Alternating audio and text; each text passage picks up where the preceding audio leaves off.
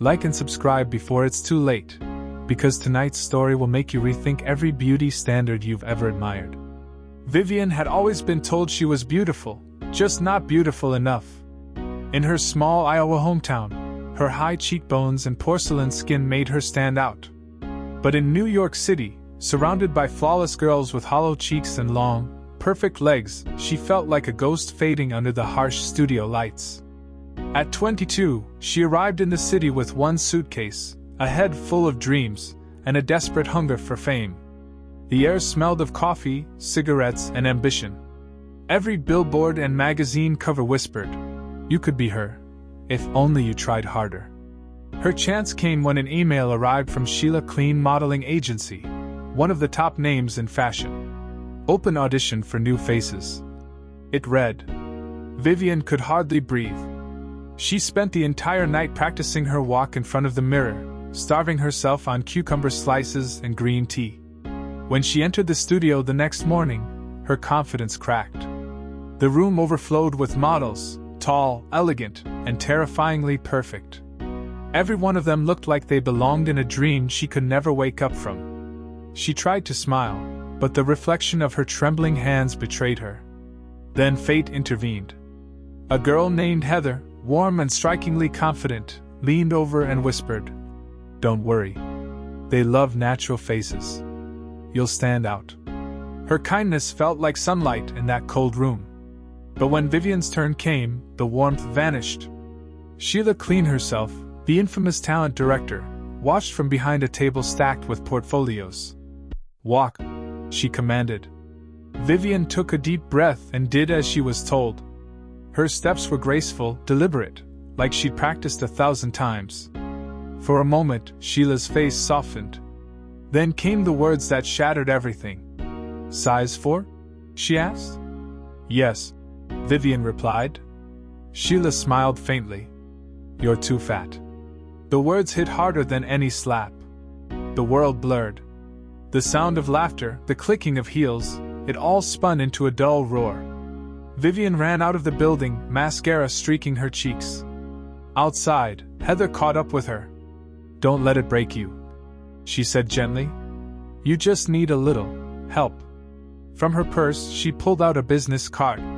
Dr. Lau, Advanced Weight Solutions. Vivian hesitated. "What does he do?" Heather smirked. "Let's just say he works miracles. I lost 12 pounds in 2 weeks." Desperation eclipsed doubt. That night, Vivian stood outside a dim, peeling office on the Lower East Side. The sign above the door flickered, Dr. Lau, MD. Inside, the air smelled of disinfectant and incense. A thin man with sharp glasses greeted her. "Ah, Miss Vivian. You want to be perfect?" She nodded. "Perfection," he said, "always has a price." He handed her a vial and a small syringe. "Inject this into your thigh once a week. Eat lightly. No side effects, if your heart is strong." It was called Mandify. The first few weeks were magic. Her body began to shrink, her collarbones sharpened, her face hollowed into an elegant silhouette. When she returned to the agency a month later, Sheila's eyes widened. "Now this is a model," she said. Within days, Vivian was signed. Runway lights, designer dresses, and magazine covers followed.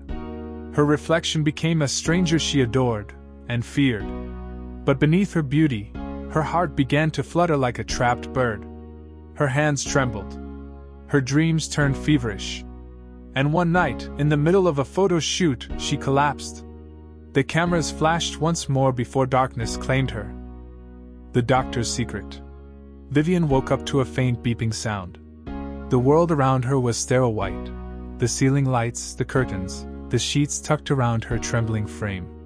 Her chest burned with every breath.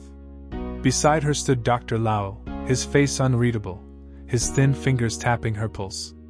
"You didn't tell me," he said in a voice that carried both accusation and fear. "You have a heart murmur, Miss Vivian. Those injections, Mandify, are dangerous for you. They could make your heart burst like glass under pressure." His words barely registered. All Vivian could think about was the weight of her body, the possibility of losing everything she had worked for. "I can't stop," she whispered. "You don't understand. If I gain even a pound, they'll replace me." Dr. Lao stared at her for a long moment. Then, without a word, he turned away and disappeared into his back office. The sound of clinking glass echoed faintly before he returned carrying a small ornate wooden box.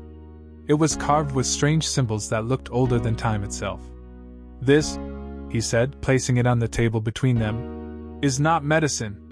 It is nature. Ancient, effective, and unpredictable."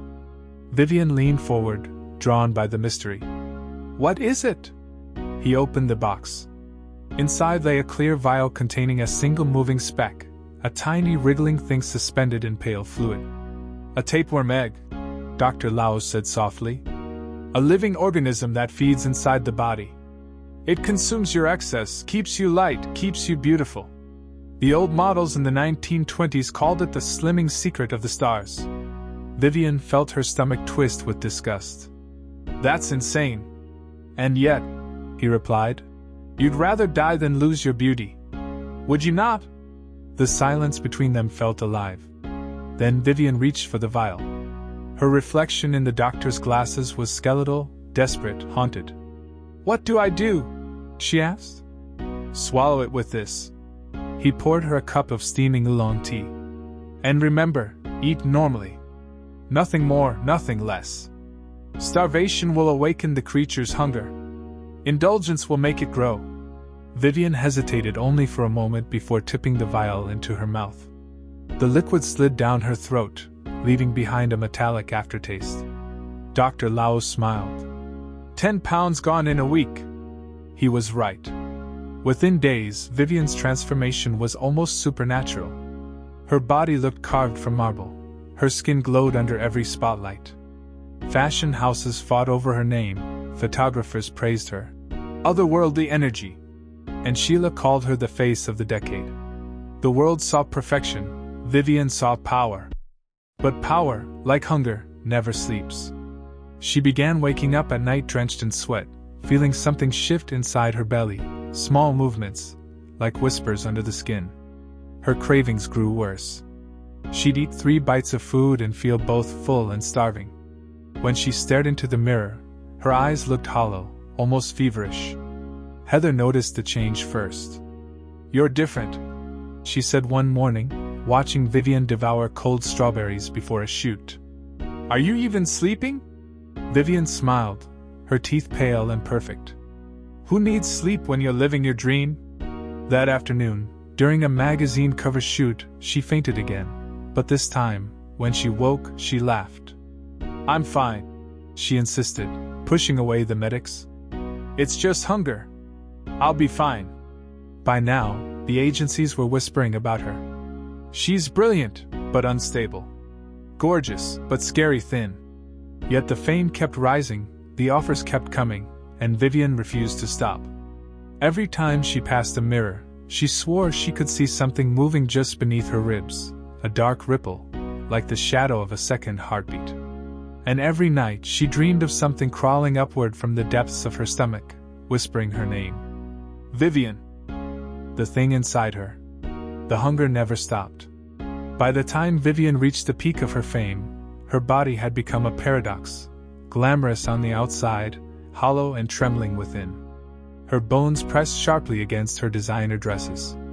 Her eyes, once bright, now glimmered with feverish light. She no longer needed makeup. Every line on her face was sculpted by obsession. At photoshoots, assistants whispered behind her back. "She doesn't blink. She doesn't eat. She smells strange." But Vivian didn't care. All she saw were flashbulbs, headlines, and validation. Then one evening, after returning home from a shoot, she finally broke. Starved beyond reason, she raided her kitchen like a madwoman. Milk poured down her chin, pasta spilled onto the floor, ice cream melted between her fingers. Her hands trembled as she devoured everything in sight: moldy bread, expired yogurt, cold chicken straight from the fridge. But no matter how much she ate, her stomach never filled. Her body devoured everything and asked for more. That night, as she stood in front of the mirror, her reflection began to twitch. Her belly moved, pulsing unnaturally beneath her skin. A faint sound, a wet slither, echoed inside her abdomen. Vivian screamed. The next morning, she stumbled back to Dr. Lao's office, pale and delirious. He took one look at her and went silent. "You didn't follow my instructions, did you?" he muttered. "You overfed it." Her voice cracked. "Make it stop. Please." He sighed heavily and poured a dark, foul-smelling liquid into a bottle. "Drink this tonight. It will force the parasite out naturally. But listen carefully, Vivian, do not faint. You must stay awake and pull it out completely. If you stop halfway, it will crawl back inside." Vivian nodded through tears and stumbled home. That night, she locked herself in her bathroom. Her skin glistened with sweat, her pulse thundering in her ears. The smell of the potion filled the room like rotting flowers. She drank it in one gulp, choking as the bitterness hit her throat. Minutes passed. Then, her stomach began to writhe violently. A scream tore from her lips as something inside her shifted and pressed outward. Her body convulsed. She gripped the edges of the bathtub, crying out in pain.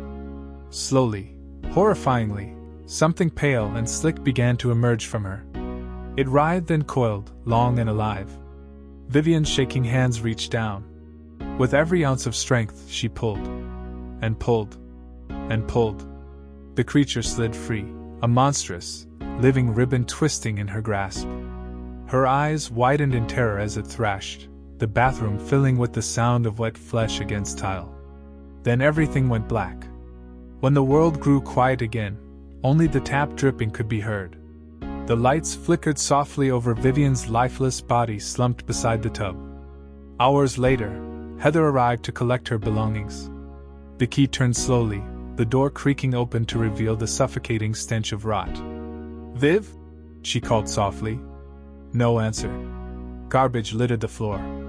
Magazines, photos, broken mirrors, all the fragments of a life built on illusion. Then she saw it, the bathroom door ajar, a pale hand visible on the tiles. Heather pushed it open and froze. Vivian lay motionless, her skin ghost white, her eyes wide open and glassy. Above her, something grotesque hung from the ceiling fan, a long, bloated tapeworm, still twitching faintly. Heather's scream echoed through the apartment. But as days passed, the media turned Vivian's death into another cautionary tale, another tragedy in the pursuit of beauty. The agency released a polished statement about mental health awareness, and life moved on. A month later, Heather sat nervously in front of Sheila Clean. Her cheeks were sharper now, her waist thinner. Sheila smiled darkly.